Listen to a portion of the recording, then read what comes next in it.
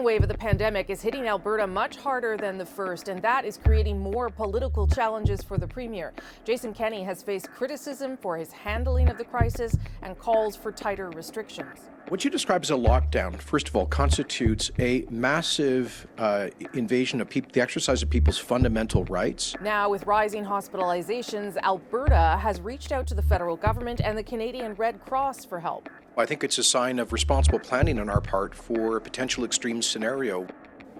So, has Jason Kenney's leadership been put to the test? It's Thursday. I'm here with Adrienne, Chantal Hébert, Andrew Coyne, and Althea Raj. I'm going to start with you on this one, Chantal.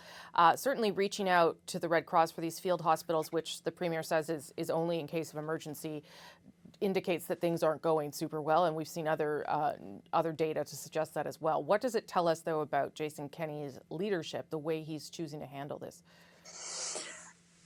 That it's not going down well with Albertans, and that should come as no surprise because the premiers who have scored the highest approval ratings in their own provinces, not other people passing judgment, have been premiers who have been proactive in shutting down parts of the economy in the name of trying to control the spread of COVID-19.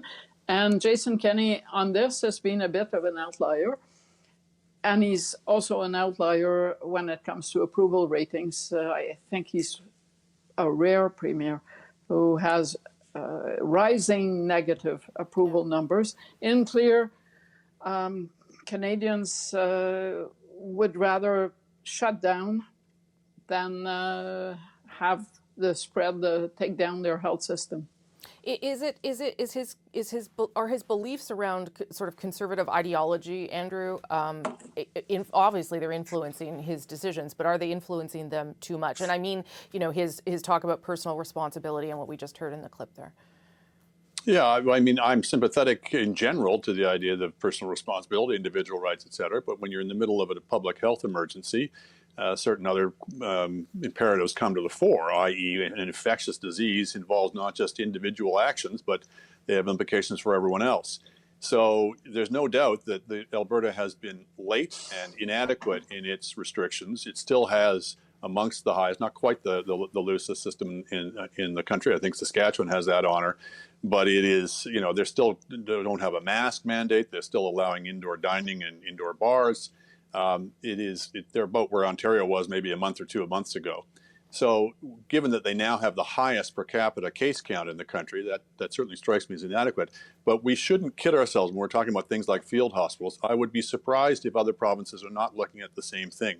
We are already bumping up against the limits, or in some cases exceeding the capacity of our hospitals in our ICUs, for example, here in Ontario and similarly in other provinces.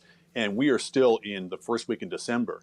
Yeah. The projections are that we're going to see the case counts double or even triple before they peak. Deaths are going to go up as well. So everyone in the country is going to be facing really severe constraints, and we should not think that this is a unique situation in Alberta. Sure. Althea, though, on Jason Kenney's, the way he's managing this and how it's affecting his leadership. A few things. People elect political leaders to lead, and I think that Mr. Kenney has really not really done that. He has followed where he thinks the people who voted for him and who might vote for him next time want to go. And as opposed to in Ontario, for example, where Doug Ford might have some affinities for some of the shared ideology in terms of personal responsibility and the impact on small business owners, you do get the sense that Mr. Ford believes that his electoral coalition includes a lot more people who believe that the government should take a heavy hand on this approach. And back when Ontario in October was bringing forward much more restrictive measures, Mr. Kenney said that this wasn't the time to do this. The hardship psychologically on Albertans was going to be too difficult. The economic hardship was going to not be worth the cost. And what you're seeing is there are a large number of Albertans that are actually demanding much more action than the Premier is willing to go. And it will be up to Mr. Kenney to justify his actions and why he has not taken more actions when the people wanted him to go, not just critics that he has dismissed, like the doctors and the nurses, but citizens in Edmonton and Calgary who want more action. Yeah. This is all happening in the backdrop of this First Ministers meeting that's happening next Thursday, where the premiers have said they want to talk about a substantive increase to health transfers at a time when the Prime Minister likes to keep reminding them of how much money the federal government is spending for the COVID recovery, for the COVID crisis, rather than the premiers. So I wonder how, when you see the situation in Alberta, for instance, how that plays into those kinds of conversations, Chantal. I don't think that most Canadians are into those kinds of conversations. I think neither the federal government nor the provinces have an interest in staging a public battle over healthcare at this juncture in the second wave. But if the argument is that Jason Kenney's record at this point weakens the provincial case, I'm not sure that I really buy that. There are two premiers in this country that are identified with my province first, Alberta and Quebec. And if you look at the approval numbers for Premier Legault, who is leading this battle to say healthcare is my jurisdiction and I'm not going to have the federal government telling me how to go on this, then you flip the equation. So no, I think the next week's discussion, which is a proper discussion to be had, will not be resolved next week, but will not be best served by coming out of there with entrenched positions on both sides. It doesn't really sound like there's a huge appetite for the conversation from the federal government either, Andrew. I mean, in spite of the fact that they've agreed to have it, I'm not sure that that's the place that they want to be thinking about right now, the thing they want to be thinking about right now. Well, in the short run, they've got all these other projects that they want to fund, and you can have a debate about which is the highest priority or should be the highest priority. Setting up new programs with the federal government taking the lead that other provinces may or may not be keen on seeing them do, or funding existing programs. That's an interesting debate. But I think the longer term, the provinces always come up with new and interesting formula for what is the natural level of federal funding for healthcare. So now it's 35%. It's always just more. And though historically that's been a big bunch of belly aching, if you look forward, there's no doubt the provinces are going to be in dire trouble fiscally in the years and decades to come. So rather than stopgaps of the feds doling out more cash to the provinces, we need to look at a more longer term fix where we shift some of the revenue sources to the provinces so they can afford these just crippling costs of healthcare that they're facing with the aging of the population. So this short-term problem of the pandemic is frankly dwarfed in the long term by the remorseless arithmetic of population aging. Do you also feel like there's not a urgent sense that the federal government wants to do this right now, Althea? Oh yeah, no, Ottawa does not want to talk about this, but they have agreed to, because the Prime Minister in part campaigned on saying that he would talk with the provinces. Recall this criticism of Stephen Harper. The government wants to give the message next week that they have done their job when it comes to pandemic spending and helping the provinces beef up their systems to handle testing, to help with long-term care homes. And so they want to say, hey, we gave you money for a state restart and some of you haven't actually used it up. Yeah. So why don't you do that before you come asking for more money? But it's interesting that you haven't heard the federal government say, well, this is a great opportunity for us to talk about the priorities that we have. Long-term care, which was in the fall economic statement, or some of the things that they talked about during the 2019 election just last year, $6 billion on, ensuring everybody has access to a family doctor, more money for mental health. They're not talking about any of that. So yes, they have not much of an appetite, but it is interesting that the Prime Minister has not said no firmly to renegotiating those 10-year deals, some of which were just signed in 2018. Yeah, Chantal? I think for now, every politician in this country has picked up on the notion that what they want the provinces and the Prime Minister to talk about is vaccine and how this operation is going to work out. That is not to say that the healthcare discussion is not worth having, but a reasonable expectation will be that this will be an opening discussion to be pursued once we're on the other side of the pandemic. Yeah, and presumably, too, what we are on the other side of the pandemic is unknown, and so discussing what the healthcare needs might be needed after that, it might be sort of fruitless to do it now. About 20 seconds to you, Andrew. Well, if the feds want to get into things like daycare and pharmacare, they're going to need the province's cooperation. So there's a certain implicit linkage that I think is probably already being established. Yeah. I certainly think that this is a higher priority than another $100 billion in quote-unquote stimulus programs.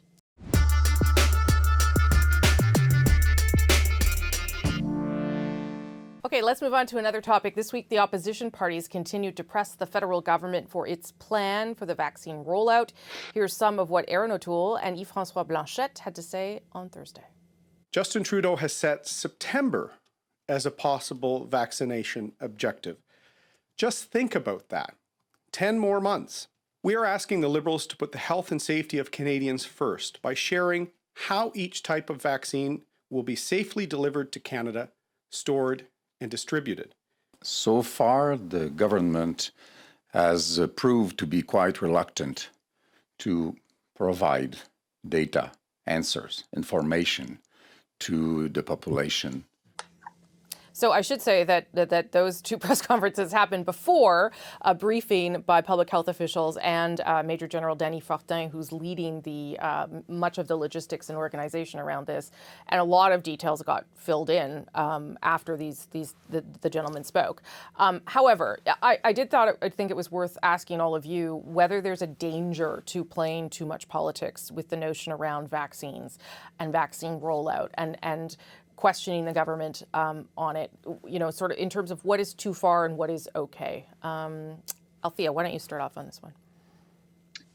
Okay, so their press conference was before the briefing by the government on how the vaccine rollout is going to happen, like the military briefing, but it was after the government had organized a briefing for all parliamentarians. So there is a little bit of playing fast and loose with the information. Like, I didn't know that. There you go. Yeah. You do, like, the government, I think the opposition has been very successful in putting the issue in the forefront. And because of that, the government has organized these weekly briefings with public health officials to tell us what is happening, what the timelines, why the government is taking certain decisions. And they've really taken it out of the political realm. And I think that in some ways has inoculated them from some of the criticism. We don't want Justin Trudeau and Patty Haydu making a decision about whether or not the Pfizer vaccine should be approved. We want people who know what they're doing to make those decisions. And it's understandable then that you look at the government's position, you're like, well, of course it makes sense that they don't tell us exactly when the vaccine is going to be approved because they don't know, and when exactly the vaccine is going to arrive on our shores because they don't really know. Should they have a rollout plan? Yes, but they do have a rollout plan. At least that seems to be what is being communicated. They're, doing dry runs. Some of what is in the opposition motion, and I'll just end it here, are frankly like irresponsible. From a national security point of view, you do not want the government telling everybody how exactly it's going to be stored, where it's going to be stored. Like, there is a point where you have to say, we trust the government to do their job, and we were pressing them to do their job, but we're also being honest in our criticism. Yeah, well, that's you've articulated exactly the question. At what point is it fair, and at what point is it something else, Chantal? Well, you flog a horse that you should flog if you're in the opposition, on the opposition side of the House. But in so doing, you may be flogging a dead horse. It's very canny on the part of the Liberals to send people who are not politicians to answer all these questions, because if you're going to stack up a leader of an opposition party or even the prime minister against what you would call a white blouse, someone who is an expert, you start with a credibility deficit on the side of the politicians. So yes, it's the job of the opposition parties to ask those questions, but at some point you cannot continue to maintain in the face of expert advice coming left, right, and center that the earth is flat. Yeah. Andrew. Well, let's begin with the ritual disclaimer that everybody is on all sides playing politics with it, including putting up non-politicians to depoliticize it is a political move. Yes. So let's not kid ourselves. Secondly, yeah, you can absolutely overdo it in opposition. That's an ever-present danger. You can underdo it as well. I think it's perfectly appropriate in principle for the opposition to be demanding timelines, even in the face of the uncertainties, et cetera, which we all acknowledge, because you want the government at some point to tie itself to certain benchmarks, to set benchmarks, to make them public, and to be held to them. Because if you don't, then the government just simply, we get what we had with the deficit and the debt. They just set these eternally moving goalposts, and they're never held accountable for anything. So up to a point, I think it's valid for them to say, set some benchmarks, tell us what your timelines are so we can hold them to you. And the government can play cagey with that and say, well, it's too uncertain to tell. Yeah. And the public can judge who's being more reasonable.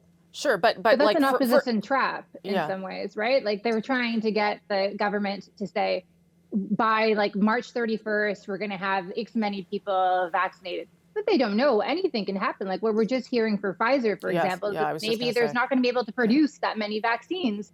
There are so many things that are outside of the government's control that it makes sense in some ways that they say, well, September, thinking probably maybe by June or July, because they're giving themselves a bit of wiggle room. Yeah. Sure, but if you don't put their feet to the fire to some extent, then you're just letting them loaf along. You've got to push them as far as you can. And as I say, the public can judge who's asking too much, who's not giving enough. That's the cut and thrust of politics. Okay, last word. Chantal. But the public will actually judge once this vaccine operation is done with, and if this does not work out, it doesn't matter that timelines exist or not, the Liberals will be judged for it very harshly. Yeah. Okay. And comparing to other countries, that's right. Yeah. Okay. Great, everybody. Thank you. Appreciate it. Have a good weekend.